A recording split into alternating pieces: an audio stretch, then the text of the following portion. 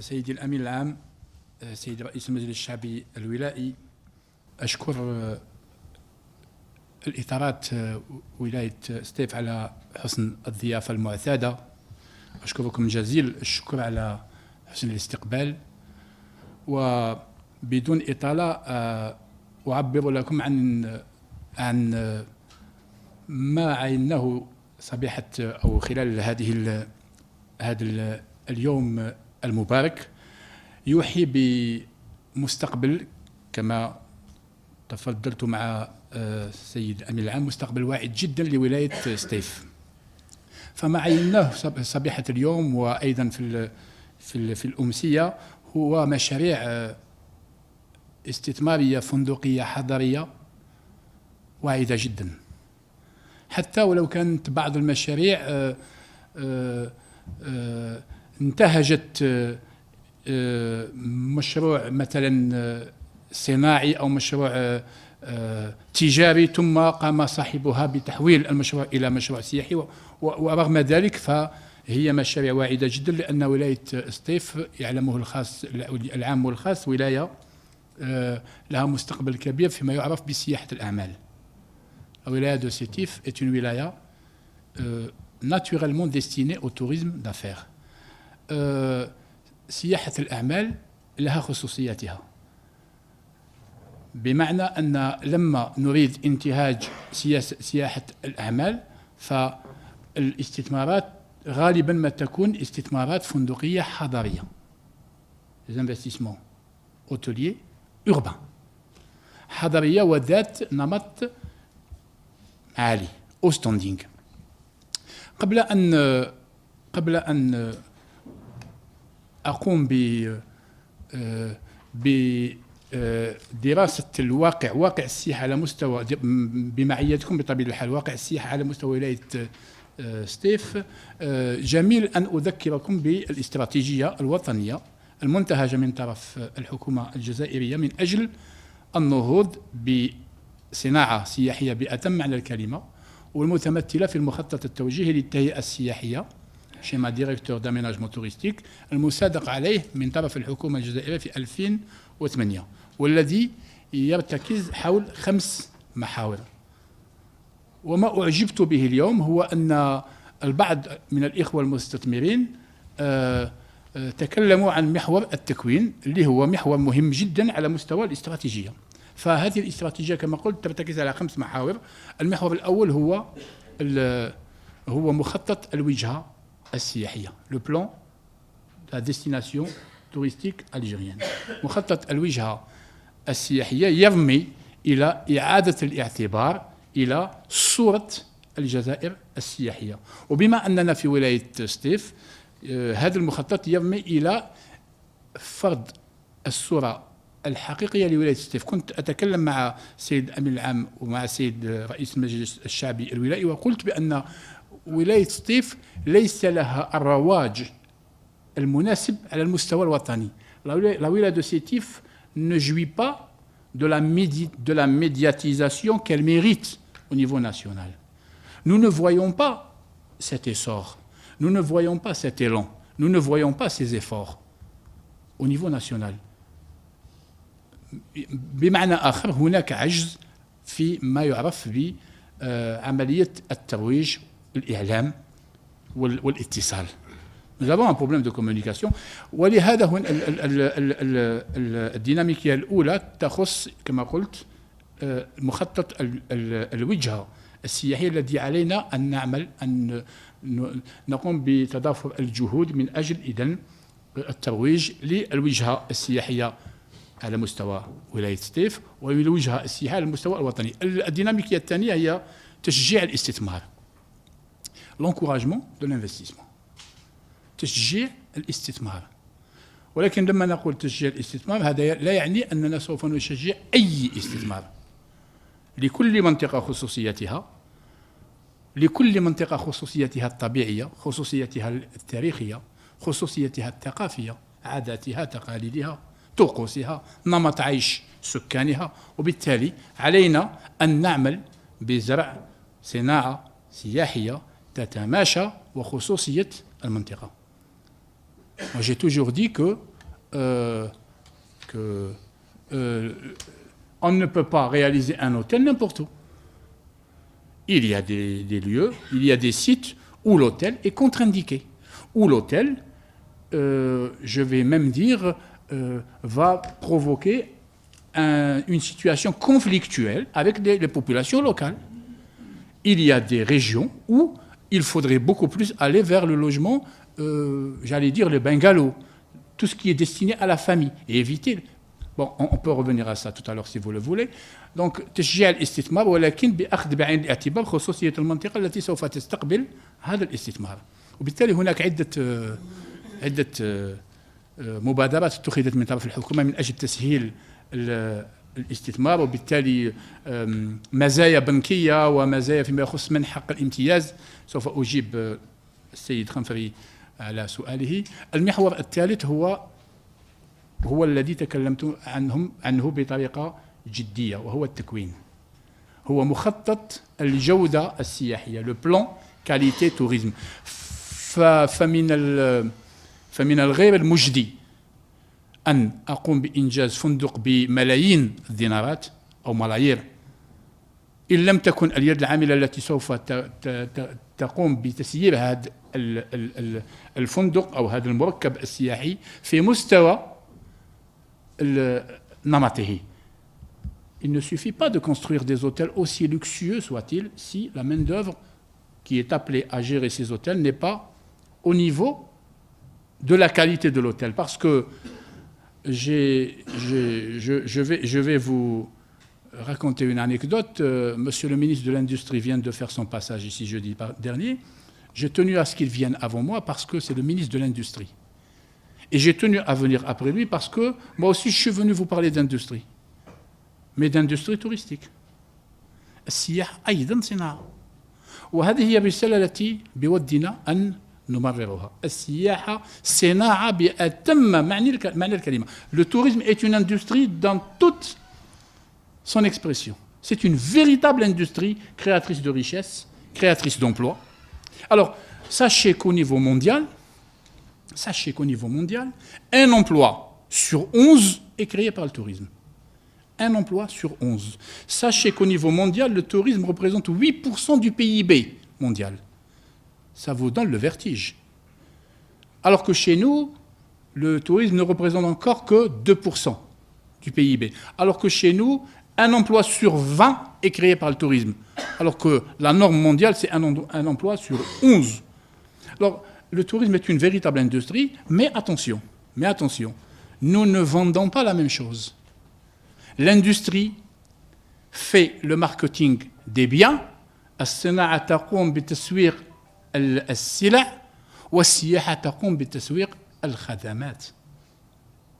L'industrie fait le marketing des biens, le tourisme fait le marketing des prestations. Et c'est toute la différence. C'est une véritable industrie, mais qui se base, qui ne vend pas des biens, mais qui vend des services. Telle est la différence. Nous vendons des services. Nous ne vendons pas des biens. Cette bouteille est un bien. Je la vends aujourd'hui. Je ne la vends pas aujourd'hui, je la stocke. Je la revends demain. C'est ça le marketing des biens. Il est stockable. Le marketing des services n'est pas stockable. Si je ne vends pas ma nuitée d'hôtel aujourd'hui, je la perds définitivement. Donc il vaut mieux, messieurs les hôteliers, que je la vende à demi-tarif, au quart de tarif, plutôt que je ne la vende pas. C'est la même chose pour les voyagistes. C'est la même chose pour Air Algérie. Si je ne vends pas ma place d'avion aujourd'hui, elle est partie, elle est perdue à jamais. C'est toute la différence entre l'industrie des biens, l'industrie des services. Et c'est pour cela que je vous assure que c'est le raisonnement que j'ai fait. Je me suis dit, je vais laisser passer monsieur le ministre de l'Industrie, déjà par respect, par droit d'aînesse, c'est mon aîné. Et je reviendrai à ces tifs pour parler de l'industrie touristique, justement, pour leur dire, attention, nous sommes toujours dans l'industrie, mais une industrie différente. De toutes les façons, une industrie qui crée de la richesse et qui crée de l'emploi. Je vous donne un chiffre qui va vous étonner. Les hydrocarbures en Algérie représentent à peu près 37% du PIB. Tout le monde le sait. 37% du PIB, c'est énorme. Mais les hydrocarbures ne font fonctionner, ne recrutent que 2% de la population active algérienne. Le tourisme, aussi moribond soit-il, parce qu'il n'est pas en bon état, ne représente que 2% du PIB, mais fait travailler 4% de la population active aujourd'hui, au moment où je vous parle. À bon entendeur, salut. Je crois que le message est bien passé. Donc, je reviens donc à la stratégie nationale. Je disais plan de destination, ensuite je disais encouragement de l'investissement, plan qualité, tourisme avec la formation et l'amélioration des prestations. Ensuite, le financement. Et j'arrive aussi à M. Khamfari, le financement est une dynamique du schéma directeur. التمويل يعتبر ديناميكية من أهم الديناميكيات على مستوى المخطط وتنمي هذه الديناميكية إلى مرافقة المستثمرين السياحيين عبر البنوك والمؤسسات البنكية بمزايا. وهناك 6 بنوك تم الإبرام معها اتفاقية مع وزارة السياحة le CPA, la BAD, la BDL, la CNEP Bank, le FGAR et Jazer Istithmar. 6 banques et établissements bancaires avec lesquels nous avons contracté une convention pour accompagner les projets touristiques, aussi bien les nouveaux que ceux qui sont en panne. On y reviendra si vous voulez tout à l'heure. La dernière dynamique, c'est l'intersectorialité et c'est justement toute la particularité du secteur touristique. قطاع ليس كمثله قطاع أفقي. لا يمكن تخيل النهوض بصناعة سياحية إن انعدمت الطرقات والمسالك. ولا يمكن التكلم عن السياحة إن انعدمت النقل. ولا يمكن التكلم عن السياحة إن انعدمت بيئة مناسبة. إن انعدمت الطاقة والمناجم. إن انعدمت الموارد المائية. Le tourisme est un secteur transversal. Donc, son développement nécessite la coopération de tous les autres secteurs. Je dis bien tout, sans exception. Tous les autres secteurs doivent concourir à la réussite donc, de l'industrie touristique. Donc ça, c'est grosso modo, c'est la stratégie. Parce qu'il faut que vous ayez en tête cette stratégie pour pouvoir vous intégrer au niveau local, au niveau wilayal, voir maintenant où en est CETIF par rapport à la stratégie. Alors je commence par la première dynamique, où est CETIF, où en est CETIF par rapport à la communication. Je vous disais tout à l'heure, CETIF n'a pas la médiatisation qu'elle mérite. Donc il y a un déficit, je le dis, haut et fort en matière de communication pour faire connaître cette auguste, antique, illustre wilaya sur tous les plans. C'est-à-dire qu'à peine si on entend parler de CETIF, par exemple, lors du festival de Jmila. Mais sinon, on ne voit pas au niveau national, on ne voit pas cet essor, on ne voit pas ces efforts, on ne voit pas ces projets d'investissement grandeur nature. Je ne vous jette pas des fleurs. CETIF est un véritable pôle d'excellence en matière d'hôtellerie urbaine d'affaires.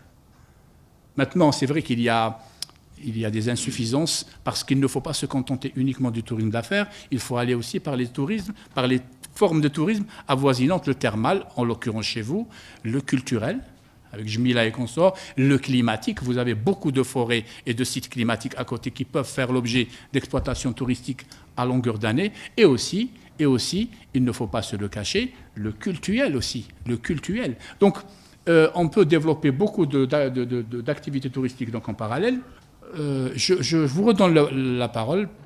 فيها كل الأعضاء يعطيوا قرار ومن بعد لو بروموتور يهز une décision au moment de l'application يجوا لي زافي ديفافورابل مع الدومين مع لي فوري. هذا الشيء ما فهمناش. هما كانوا حاضرين كانوا موجودين لكن ما نفهموش علاش من بعد القرارات يرجعوا يكونوا نيجاتيف. Le deuxième point concernant les concessions. Concernant l'hôtellerie, il y a eu en 2009 l'abattement au moment de la réalisation du projet, il y a un abattement de 90% اللي تخلي المستثمر تعطيه الراحه باش يقدر يكمل المشروع تاعو وكي يدخل في الاكسبلوطاسيون يبدا يخلص لا كونسيسيون نورمال. لابليكاسيون هذه اون لا فوا با باسكو au niveau du domaine يقول لك انا جو بو با ابليكي on ne comprend pas de quoi il s'agit. Un autre point, c'est concernant l'école de formation. اليوم الحمد لله كنقولوا كاينه 4500 lits في la région de CETIF. Moi je pense qu'il faut une école de formation pour former الناس اللي راح تحكم هذه الفنادق وهذه المطاعم وهذا لازم لنا يكور دو فورماسيون. هذا ما عندي ما نقول وشكرا. Donc pour M. Khamfari, pour le CalPIREF, vous savez, le CalPIREF est un moyen extrêmement efficace de canaliser, d'accompagner, d'orienter les projets touristiques. Quand on dit CalPIREF, cela veut dire que tous les secteurs de la wilaya doivent donner leur avis sur un projet qui va recevoir du public, sur un projet qui va recevoir donc des êtres humains, c'est un hôtel. Donc le CalPIREF, en principe, il doit se prononcer séance tenante, je suis d'accord avec vous.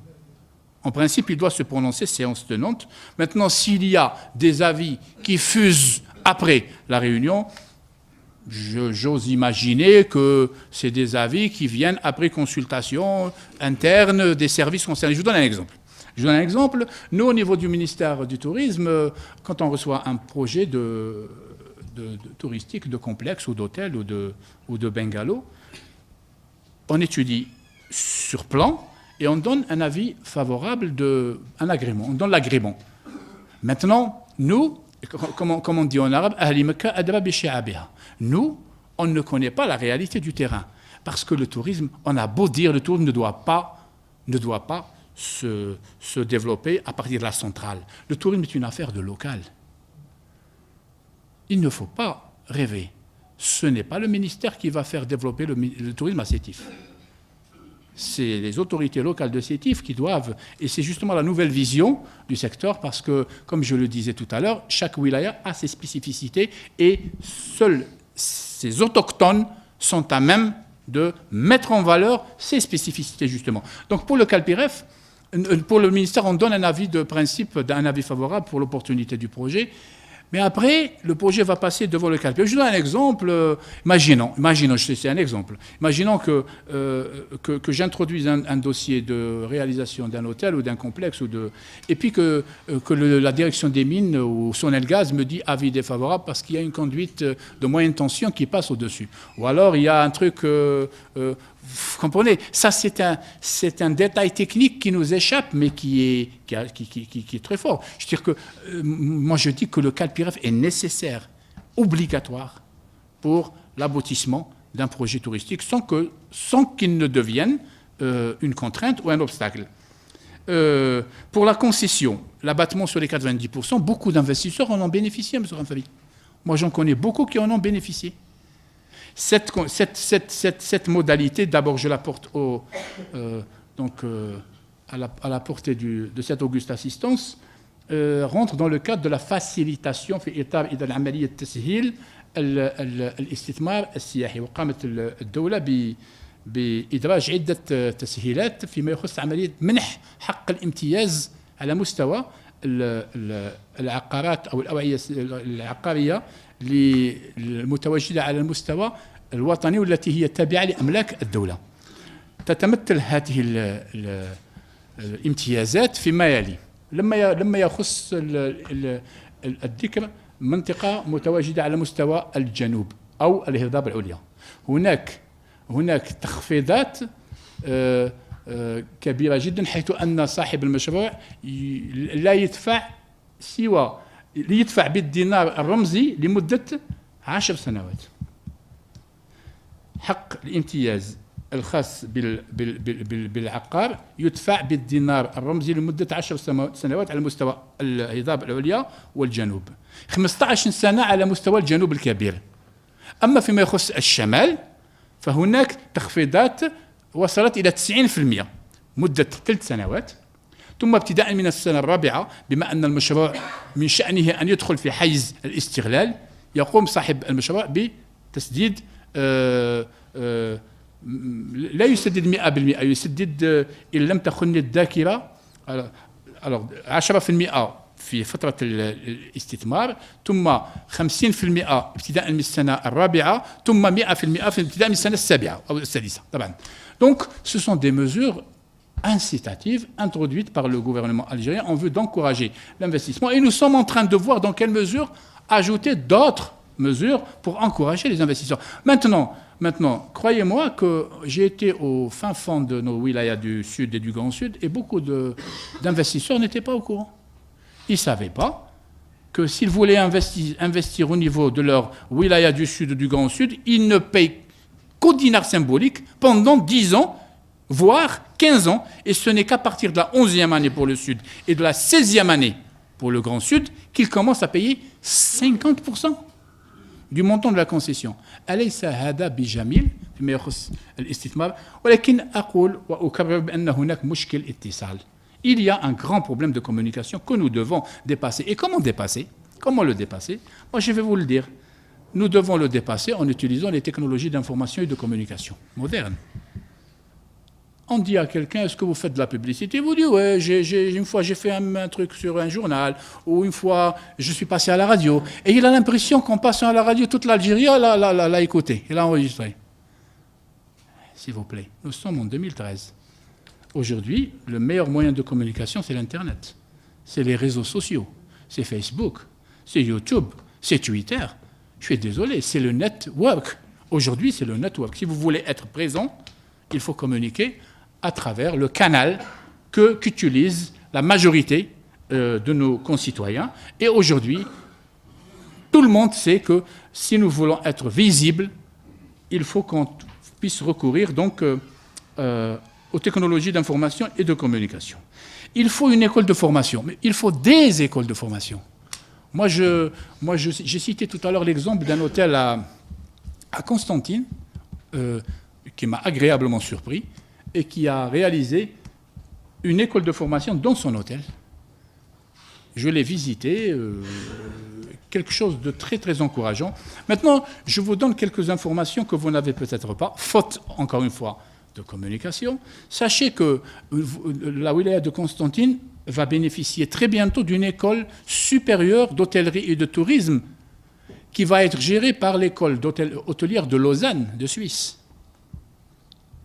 Pour ceux qui ne le savent pas, bon, Constantine est à peine à 1 heure Donc Constantine va avoir une belle école. D'abord, pour que je replace les choses dans leur contexte, la société d'investissement hôtelier, شركة الاستثمار الفندقي المتواجدة على مستوى استوالي عين البنيان هي في صدد إنجاز حاليا مدرسة عليا للفندقة والمهن الفندقية على مستوى عين البنيان في الجزائر العاصمة. C'est une école qui est en train de se réaliser, qui va ouvrir ses portes au début de l'année 2014, donc dans quelques mois. 880 places pédagogiques, 880 places pédagogiques, et c'est une école qui va être gérée par l'école hôtelière de Lausanne de Suisse pendant 8 ans. Pourquoi 8 ans? Pour qu'il y ait le transfert de compétences, de savoir-faire à la partie algérienne. La société d'investissement hôtelier va réaliser une école similaire à Constantine et une école similaire à Oran qui vont accompagner le Marriott de Constantine et le Sheraton d'Oran qui sont la propriété de la société d'investissement hôtelier. Ça, c'est pour vous dire que nous sommes en train d'accorder une importance capitale. Mais alors là, je dis capitale à la formation parce que je vous félicite pour vos interventions. Vous avez touché vraiment à l'aspect le plus important. Vous ne m'avez pas parlé de hard, vous m'avez parlé de soft. Parce que c'est facile. Je dis pas que mais construire un hôtel, je dirais pas que c'est facile. C'est à la portée de n'importe qui. Il suffit d'avoir un bon bureau d'études. Mais attention, l'hôtel, même s'il est le plus luxueux du monde, s'il prodigue des prestations médiocres, il va faire fuir les clients.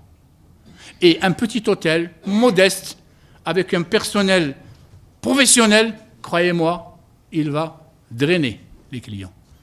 Parce que, comme je vous le disais tout à l'heure, l'industrie touristique commercialise les services. Elle ne commercialise pas les biens.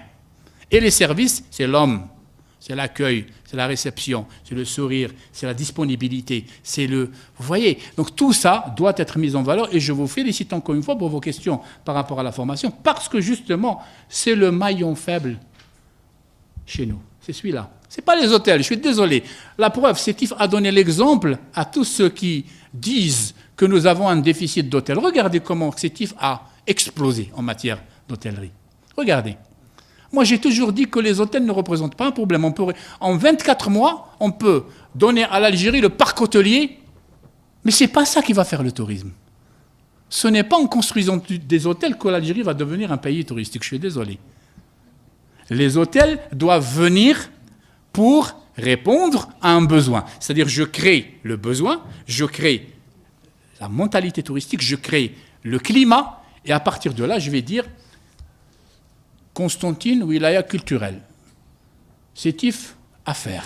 Par exemple, Djidjel, Banner, Tlemcen, et chaque wilaya ayant ses spécificités. Je vais donner à cette wilaya les structures d'accueil compatibles avec la forme touristique de la wilaya.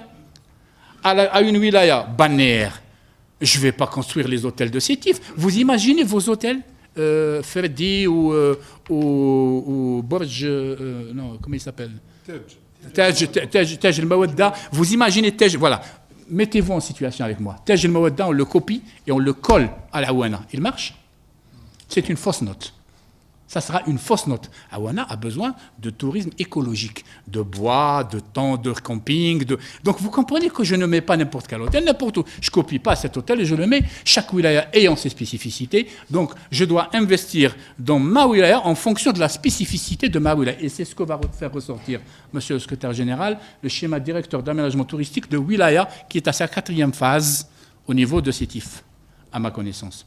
المخطط التوجيهي للتهيئة السياحية الولائي الخاص بولاية سيتيف المنجز من طرف مكتب دراسات الكنيرو الذي هو في مرحلته الرابعة.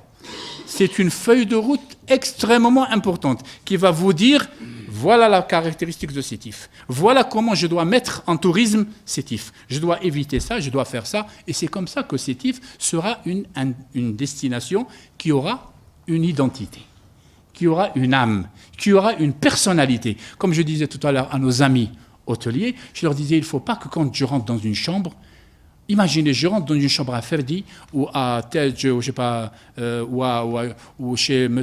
Khamfari, et il faut que je sache. Imaginez, on me bande les yeux, je rentre. Je suis où? Je suis à Constantine, je suis à Tébessa, je suis à l'Elma, je suis à Skikda. Il faut que je sache où je suis. Alors, au moins que la chambre doit contenir quelques tableau représentant El Fouad, je suis à Sétif. Vous comprenez? Il faut que la chambre ait une âme. Il ne faut pas que je vais à Skikda, je vais à Constantine, je vais à Béchar, je rentre dans la chambre, je ne sais plus où je suis. Si je me réveille en pleine nuit, je dis je suis où? Il faut personnaliser, il faut donner une âme, il faut donner une personnalité à ma structure hôtelière. Parce que je suis à Sétif, je dois puiser. Donc, toutes les caractéristiques et c'est tout le rôle du schéma directeur de l'aménagement touristique et je vous demande s'il vous plaît de lui donner toute l'importance qu'il faut parce que l'avenir du tourisme sétifien on dépend grandement. احنا كمستثمرين انا عندي مشروع سياحي على مستوى حمام سخنة. عملنا ملف كامل، عملنا دراسة كاملة، عملنا طلب والحمد لله. على مستوى المديرية تلقينا موافقة مبدئية ونشكر المسؤولين على هذا القطاع. على مستوى الوزارة أيضا تلقينا موافقة مبدئية ونشكركم، ولكن سبب التأخير هو في الدراسة. قال لك رانا ندرسوا في المياه وندرسوا. احنا الطالب تاعنا هو يعني بعد إذنكم هو التسريع في وتيرة الدراسة، لأن احنا كل العوامل والحمد لله راهي متوفرة، نية العمل متوفرة، الملف مدروس بصفة كيف نقولوا احترافية، الغلاف المالي الحمد لله متوفر، القطعة وين رايحين ننجزوا المشروع الحمد لله موجودة وهي تابعة للدولة. أنا نطلب من سيادتكم يعني إذا كان ممكن التسريع شوي في وتيرة الدراسة. Pour monsieur Abed Karim. Alors vous avez l'agrément du ministère, mais il y a une étude hydrogéologique, c'est bien ça. C'est une étude hydrogéologique si j'ai bien compris. Ben oui, l'étude hydrogéologique, d'abord je dois vous dire ce que c'est. Une étude hydrogéologique est une étude qui est censée me dire quel est le débit de l'eau, quel est le débit. Est-ce que le débit est fort? Est-ce que ce débit va me permettre d'implanter des investissements? Imaginez que vous réalisez votre investissement et demain on vous dit il n'y a pas d'eau. Il n'y a pas d'eau thermale, le débit est faible. Donc, vous voyez que quelque part, il y a. Est-ce que là, il faut que vous vous posiez une question. Il faut que vous vous posiez une question, Monsieur Abed, et la question est la suivante. Est-ce que vous voulez faire de l'hébergement pur, simple, bête et précis, ou est-ce que vous voulez faire de la balnéothérapie, du thermalisme? Si vous voulez faire de l'hébergement bête, vous n'avez pas besoin d'attendre le résultat de l'étude. Vous pouvez réaliser votre hôtel, mais en sachant ce que vous voulez. Mais si vous voulez faire du thermalisme, prenez votre mal en patience et attendez que l'étude hydrogéologique livre ses résultats, parce que de ces résultats dépend votre survie. Parce que c'est important qu'il y ait de l'eau thermale pour que je puisse réaliser des investissements. S'il n'y a pas d'eau, à quoi cela servirait-il d'investir dans des investissements thermaux? Donc ça c'est pour la réponse à M. Abed. مرحبا بسيد كاتب الدولة للسياحة الزيارة تاعو لمدينة سطيف. فيما يخص كان زميلي تدخل سي رشيد قنفري فيما يخص المعاهد أو المدارس للتكوين للمختصين من عمال. حنا ولاية سطيف فيها كما طرق ليه الزميل كان 4500 لي، وحنا دوك رانا نعانيو من اليد العاملة المختصة.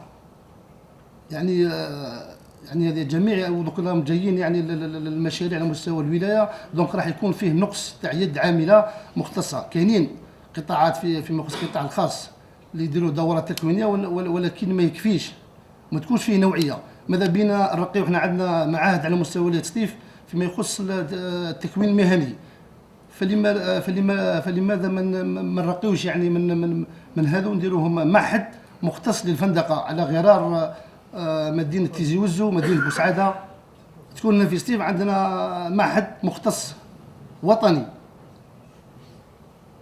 هذا يعني التدخل تاعي. Et vous avez évoqué vous aussi l'aspect formation, je vous en félicite. Maintenant, il y a le directeur de la formation professionnelle qui nous a éclairé, qui a éclairé notre chandelle et qui nous a dit qu'il y a un projet, et c'est de très bon augure, donc d'un institut de formation touristique, tout en sachant que là aussi, il ne faudra pas que l'on se gourre, permettez-moi l'expression, tout en sachant que l'institut de formation touristique de Sétif doit être absolument différent de celui de Constantine, absolument différent de celui de Djidjel. Il doit enseigner les métiers spécifiques, parce qu'il y a des métiers génériques, communs, il y a des métiers spécifiques. Les métiers génériques, on les enseigne un peu partout, mais les spécifiques doivent prendre en considération donc la particularité de la wilaya dans laquelle se trouve l'Institut. Donc là aussi, il y a nécessité de coordonner entre le tourisme et la formation professionnelle pour discuter des métiers à enseigner, à former, sachant que, comme je le disais tout à l'heure à un opérateur touristique, sachant que on ne forme pas n'importe quoi, n'importe comment et n'importe où. Sachez que les normes de l'Organisation mondiale du tourisme disent que par exemple, sur un total de 100, je dois former 100, un personnel de 100 personnes, 100 employés. Et je vais former quoi?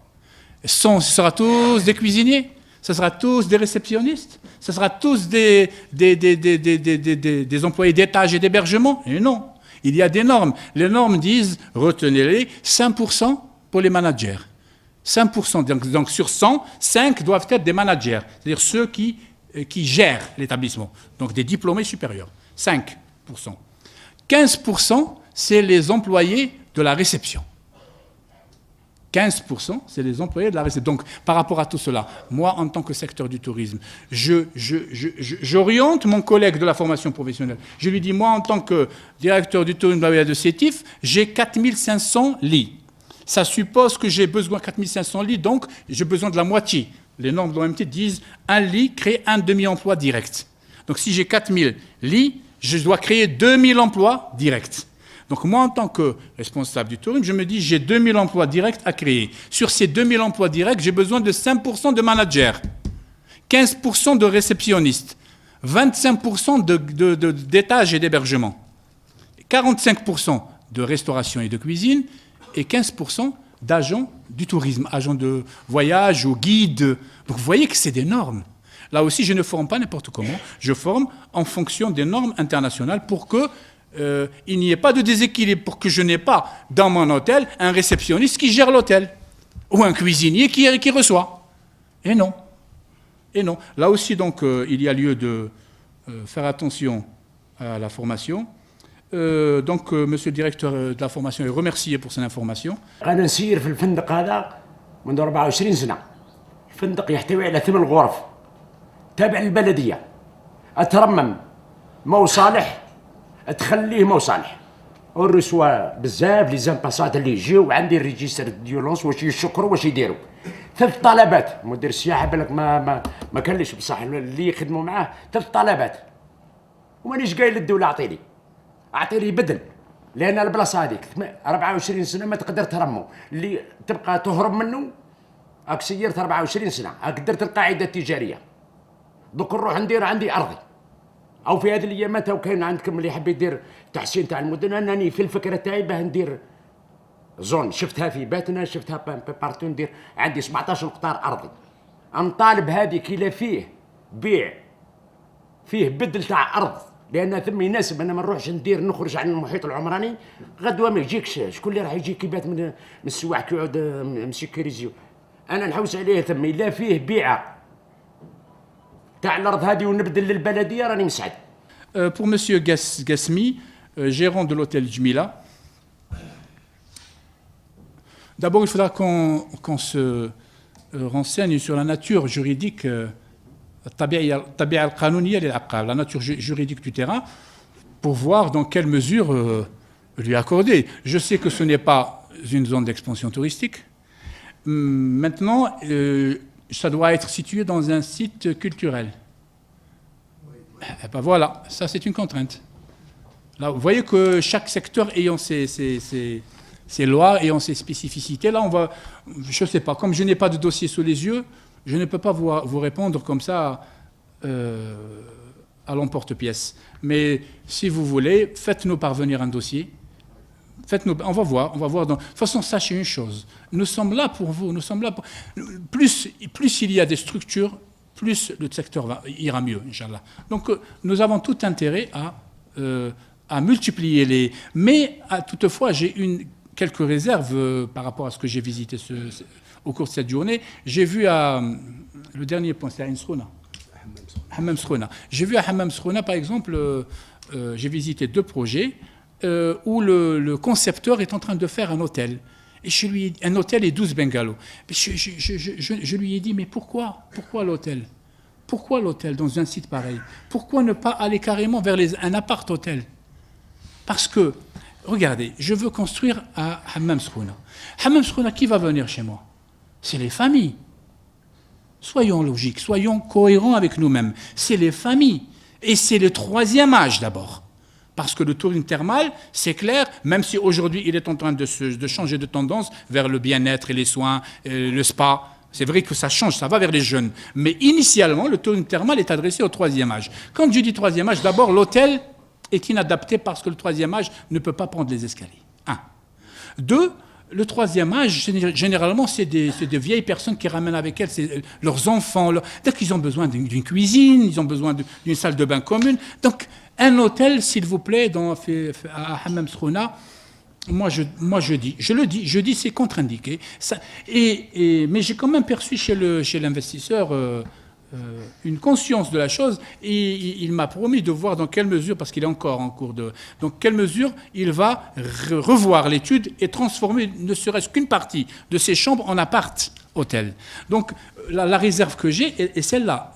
Si pour le tourisme d'affaires, vous avez besoin d'hôtels, je suis d'accord avec vous. Le tourisme d'affaires, c'est les hôtels. Un homme d'affaires ne prendra jamais un bungalow.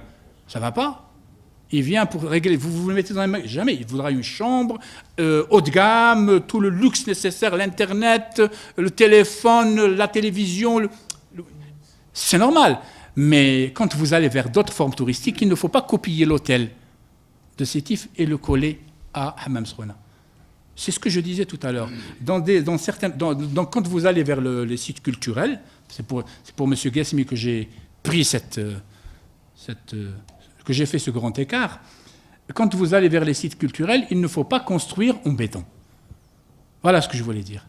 Il ne faut pas construire en béton. Il ne faut pas se mettre dans la tête que les structures d'accueil, c'est uniquement le béton. Ça peut être le bois, ça peut être le BTS. Il y a plein de... Le BTS, c'est le béton projeté. Vous me corrigez, c'est le béton de terre stabilisé, voilà. Et on utilise le système de béton projeté. Je ne sais pas si vous voyez avec le... Donc, il y a plein de procédés qui n'agressent pas la nature. Parce que vous savez, quand on va à la forêt, quand on veut investir au niveau d'un site forestier, c'est normal que le conservateur des forêts vienne vous dire non. Je suis d'accord avec lui. Non. Moi, si j'étais à sa place, je dirais non. Les services d'agriculture, ils vous disent non. Ils ont raison. Je ne vais pas déshabiller l'agriculture pour habiller le tourisme. Je n'ai pas le droit.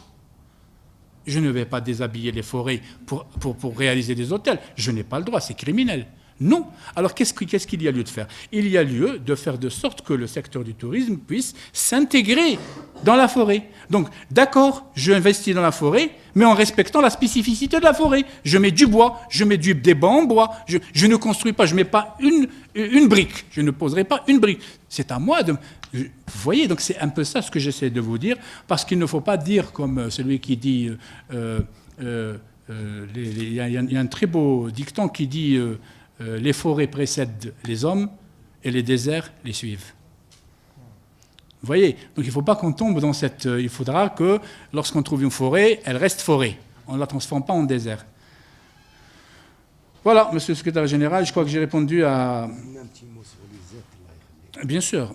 Bien sûr, vous m'avez tendu une perche, je vous remercie. Pour les aides, je vous remercie beaucoup parce que ça m'a échappé justement. Je suis triste de voir qu'à Sétif, il n'y a qu'une seule zone d'expansion touristique. C'est tristement regrettable. Une seule zone d'expansion touristique pour une wilaya de l'envergure de Sétif. C'est pas normal. Je vous remercie de me l'avoir rappelé parce qu'il y a une seule Z classée, et en plus classée en 2010, s'il vous plaît. Alors que les Z nationales, au nombre de 205, ont été pour la plupart classées en 88, en 1988. Sétif n'a eu sa Z qu'en 2010 et une seule. Il y a 2 Z en cours d'études au niveau de l'Agence nationale du développement touristique. Il s'agit de Hammam Srouna justement, et la deuxième Megres, voilà. Donc, pour les aides, moi je dis, il y a lieu, et c'est très urgent, de commencer dès à présent à prospecter pour le classement de nouvelles aides à Sétif. Je vous dis, pour moi, c'est une urgence, mais signalée. Pourquoi? Parce qu'en Algérie, nous avons 205 aides. Tenez-vous bien. Quand on vous dit 205 aides, vous avez l'impression... Quand on nous parle des aides, on a l'impression que... moi, je le dis avec beaucoup de sincérité, quand on nous parle des aides, on a l'impression que nous détenons un portefeuille foncier grandeur nature et qu'on est en train de le préserver. Non, 205 aides, c'est quoi? C'est rien du tout. C'est 54 000 hectares bruts. 54 000 hectares bruts. Maintenant, les normes de la construction, vous le savez, disent qu'il ne faut jamais dépasser 30% de l'occupation de la surface brute. Alors si je défalque 30% des 54 000, je vais avoir combien? 13 000. C'est quoi 13 000? 13 000 hectares. Et tenez-vous bien, 54 000 hectares, 205 Z, 160 Z balnéaires. 160 منطقة توسع سياحي متواجدة على مستوى الساحل وما تبقى يتقاسمه الجنوب والهضاب العليا. C'est tout ce que nous avons comme... Alors que le véritable tourisme, moi je n'ai pas peur de le dire, le véritable tourisme n'est pas le tourisme balnéaire et n'est pas le tourisme saharien. Pourquoi? Parce que le tourisme balnéaire commence le 1er juin, finit le 30 septembre. Le tourisme saharien commence le 1er octobre, finit le 30 avril. Le véritable tourisme, c'est le tourisme thermal, c'est le tourisme culturel, c'est le tourisme d'affaires. C'est ça le véritable tourisme, qui ne connaît pas de saisonnalité. لا يتأثر بما يعرف بالموسمية. السياحة الحقيقية هي السياحة التي لا تتأثر بالموسمية. Donc, moi je dis que Sétif a qu'une Z, alors que c'est une wilaya qui est censée proposer du tourisme à longueur d'année, c'est regrettable. C'est pour ça que moi je dis que l'urgence, mais alors là, l'urgence la plus absolue est de penser à classer de nouvelles zones d'expansion touristique au niveau des sites climatiques, au niveau des sites thermaux, pour le thermalisme, au niveau des sites culturels, pour justement que ces sites servent de relais au tourisme d'affaires qui, lui, n'a pas besoin de Z. Qu'on se mette bien d'accord. Donc, pour les Z, nous vous accompagnons de façon absolument inconditionnelle, monsieur le secrétaire général. Nous mettons tous nos instruments à votre disposition pour le classement, pour le diagnostic, pour voir à quoi pourrait servir telle ou telle zone.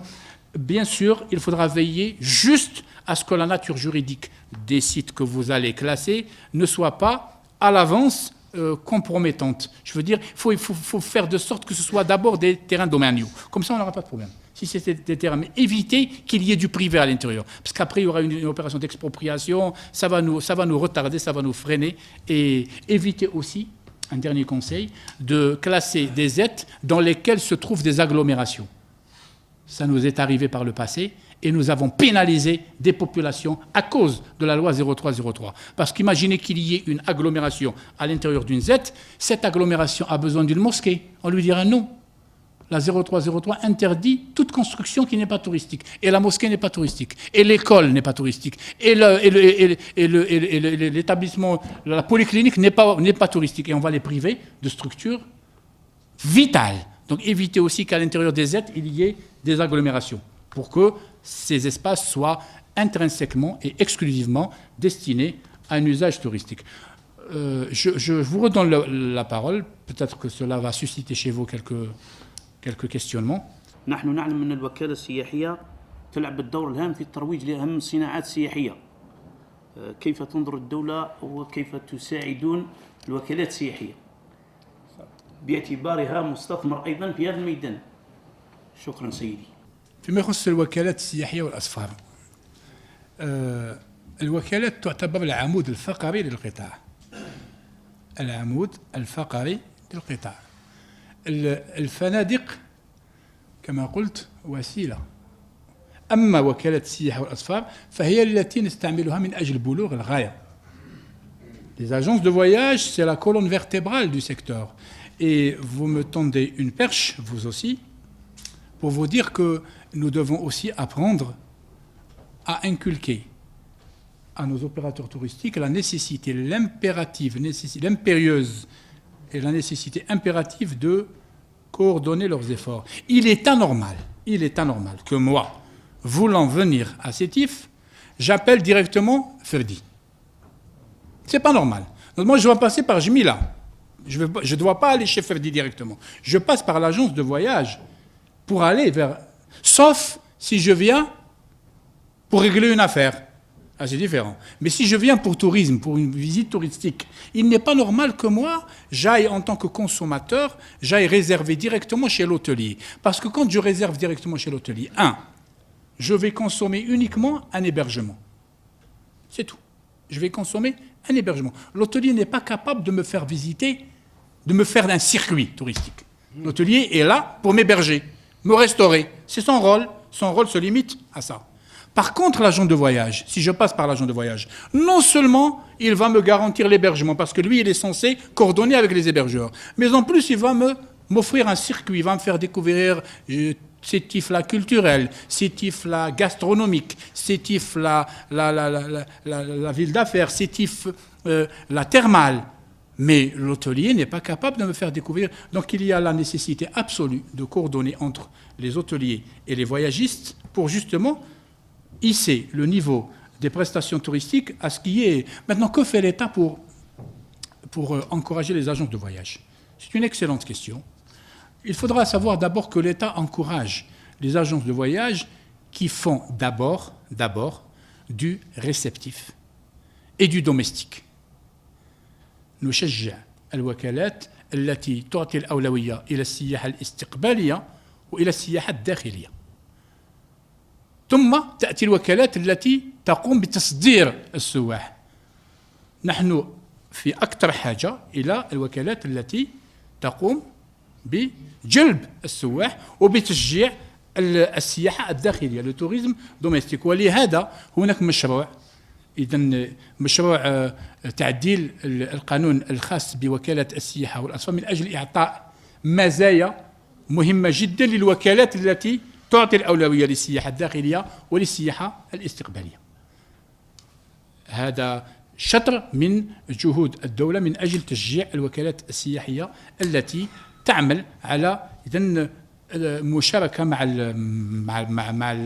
مع الفاعلين في إعادة الاعتبار للوجهة السياحية الجزائرية. أن وكالة السياحة والأسفار moi je n'en parlerai jamais assez parce que pour moi le jour c'est comme le dire quand le bâtiment va, tout va. Lorsque l'agence va, le tourisme ira en Algérie. Je vous assure, ce n'est pas les hôtels. Et souvenez-vous de mes propos. Lorsque les agences de voyage iront, le tourisme ira. Parce que notre problème est là. Je vous dis, l'hôtel est là pour répondre à un besoin. L'hôtel, pourquoi les hôtels sont en train de proliférer à Sétif? Parce qu'il y a un besoin. Il n'est pas fou, l'investisseur, pour réaliser un hôtel et puis commencer à attendre que le client arrive. Il sait qu'il y a un besoin.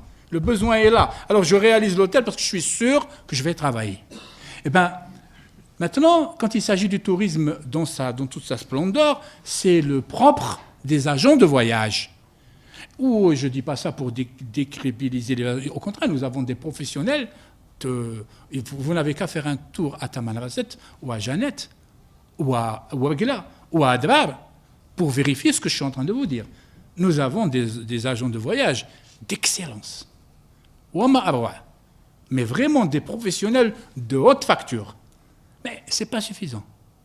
Comprenez que ce n'est pas suffisant. Parce qu'un agent de voyage est quelqu'un qui doit savoir vendre un voyage. Quand je veux acheter des vêtements, je m'adresse à un magasin de vêtements. Quand je veux acheter un médicament, je m'adresse à une pharmacie. Quand je veux acheter un voyage, parce qu'on dit acheter un voyage, quand je veux acheter un voyage, je l'achète chez un agent de voyage. C'est ça la logique.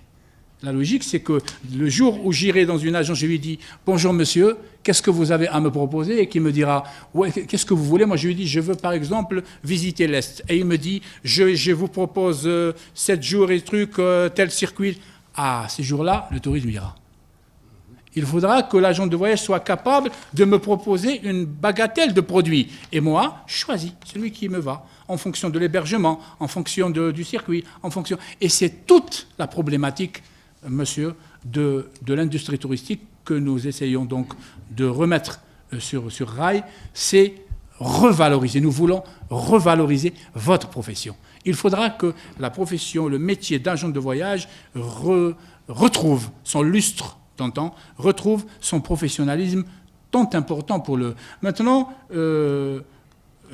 si vous vous engagez à encourager le domestique et le réceptif, nous nous engageons à vous accompagner de façon inconditionnelle. Ceci ne vous empêche pas de faire de l'émission, mais pas de façon prioritaire.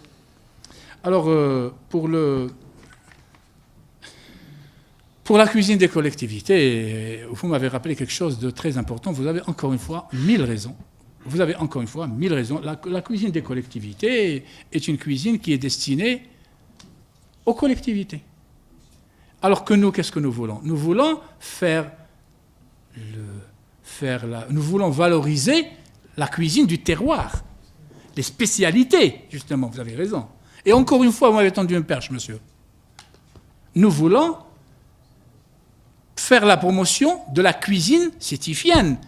Et nous ne voulons pas de cuisine des collectivités, justement, vous avez raison. Donc là aussi, il faudra penser avec la formation professionnelle à insérer des modules, je ne sais pas si on appelle ça module en formation professionnelle, insérer des spécialités, des filières de tourisme, de gastronomie culinaire ou de trucs culinaires du terroir.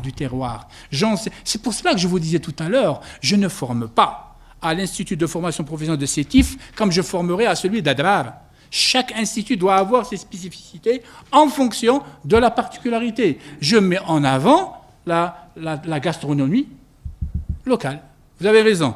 Donc, nous voulons aller vers un autre type de formation. Mais tout ça dépend de la coordination qui doit avoir lieu. Parce que la formation professionnelle ne peut pas savoir si le tourisme ne lui manifeste pas ses véritables besoins. J'ai besoin de ça, j'ai besoin de ça. Et bien sûr, sous l'autorité des autorités locales de la wilaya, établir donc une carte des besoins en formation et l'appréhender. نستفسر كاتب الدولة يعني المحترم فيما يخص لجنة التصنيف الفنادق اللي جات على مرحلتين. يعني اليومين هذا يعني مش جاوا يعني داروا هنا في سطيف. ils ont visité quelques hôtels, ils ont prélevé quelques réserves.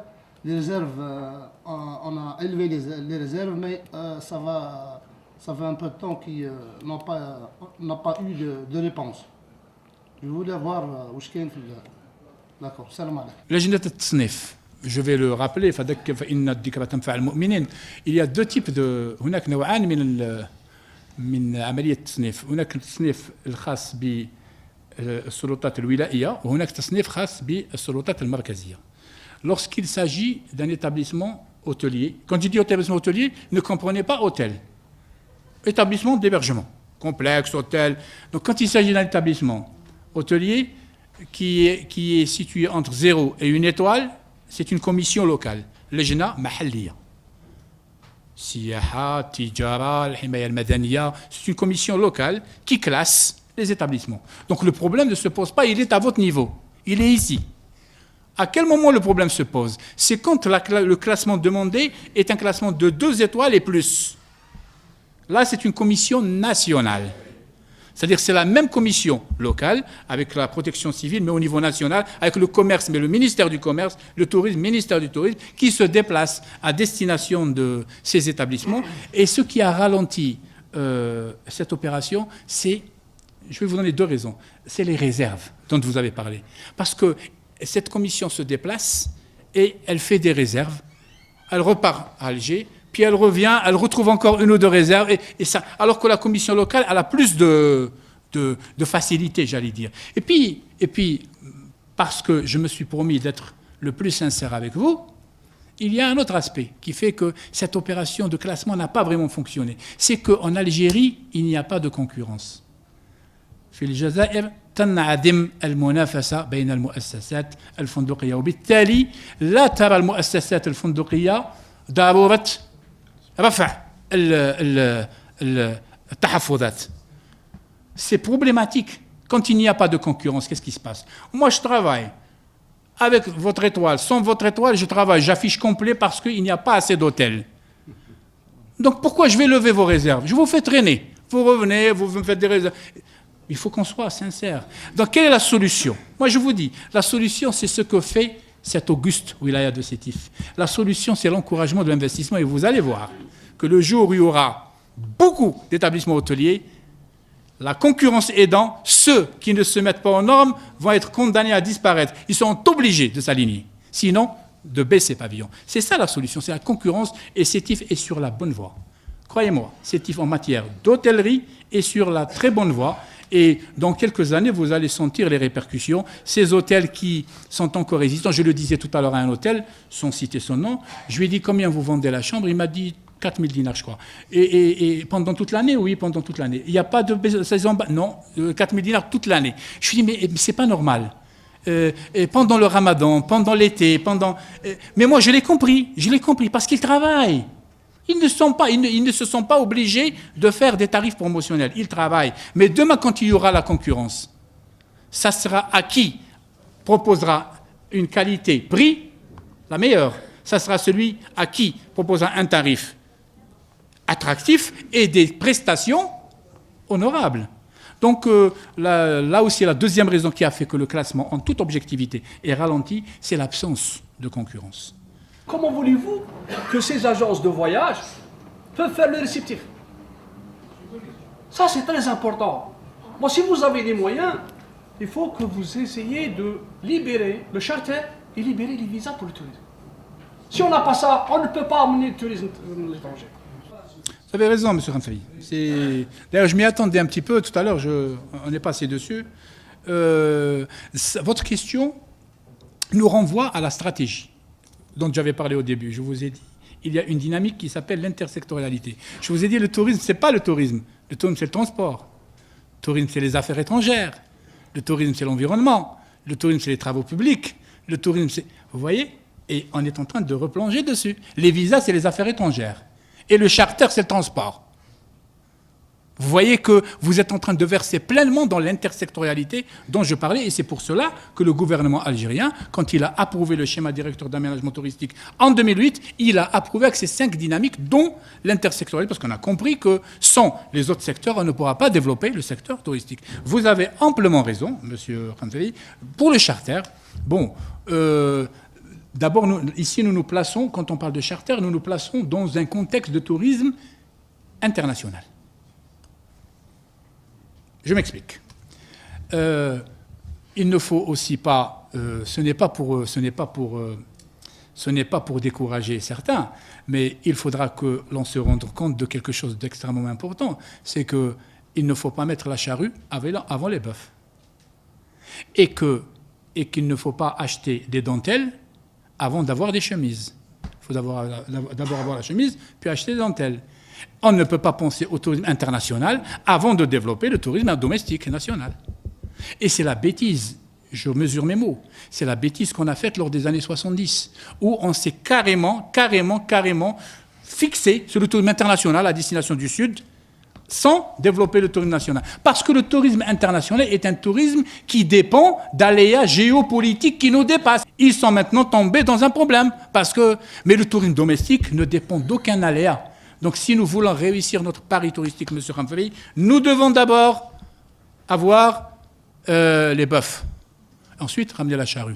Nous devons d'abord avoir la chemise avant de ramener les dentelles. Et c'est quoi? C'est développer le tourisme domestique. C'est ce dont je parlais à monsieur l'agent de voyage de Jmila Voyage. Nous devons... Et puis sachez, messieurs, dames, que le touriste algérien, c'est un touriste que se disputent toutes les destinations du monde. Parce que c'est un touriste qui dépense. Alors autant l'inciter à dépenser chez lui, en lui accordant ce qu'il recherche ailleurs. La qualité des prestations, il veut être servi comme un roi, c'est son droit. Pourquoi la famille algérienne va à ça et là? Vous pensez que l'Algérien ne sait pas qu'il a le plus beau pays ou l'un des plus beaux pays du monde? Il le sait. Mais son problème, c'est qu'il conteste la médiocrité des prestations. C'est ça. Il faut avoir le courage de le dire. Autant améliorer notre rendement, nos prestations touristiques et sachez que les grandes destinations mondiales, les destinations touristiques mondiales, sans les citer, sont des destinations qui ont commencé par développer le tourisme domestique parce qu'aujourd'hui, je vous parlais de technologie d'information et de communication, avant que l'étranger ne vienne chez nous, il clique sur TripAdvisor ou il clique sur Trivago. C'est des sites qui, quand vous cherchez un hôtel, essayez ce que je suis en train de vous dire.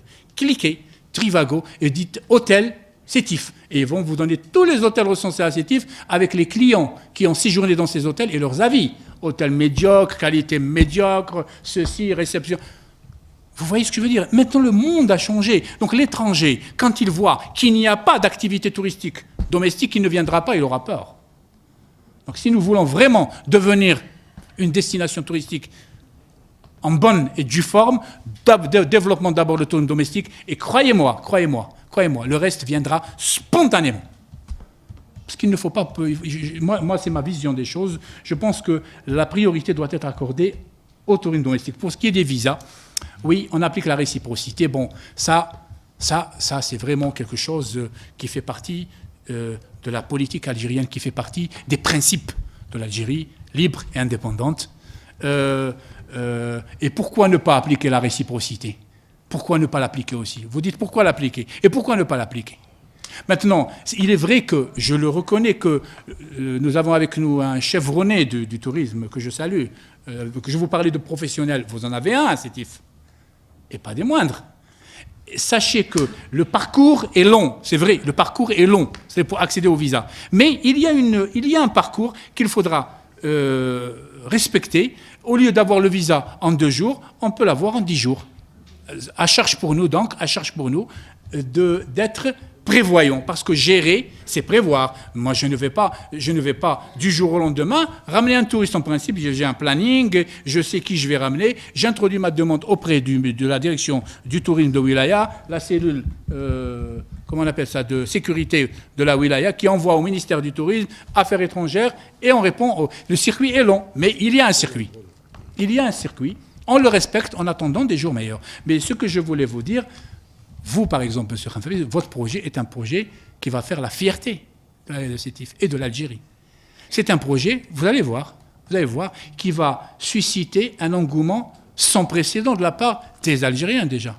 Et les touristes étrangers viendront lorsqu'ils verront qu'il y a une activité touristique en Algérie, parce que quand on vient nous parler de sécurité, et ce n'est pas vrai, et ce ne sera jamais vrai, il n'y a pas beaucoup de pays aussi sûrs, aussi sécurisés, aussi stables que notre pays. ربي يحفظه إن شاء الله. شكرا جزيلا على حسن الإصغاء. أطلب من الله عز وجل أن يعيننا جميعا على خدمة البلاد والعباد. والسلام عليكم ورحمة الله تعالى وبركاته.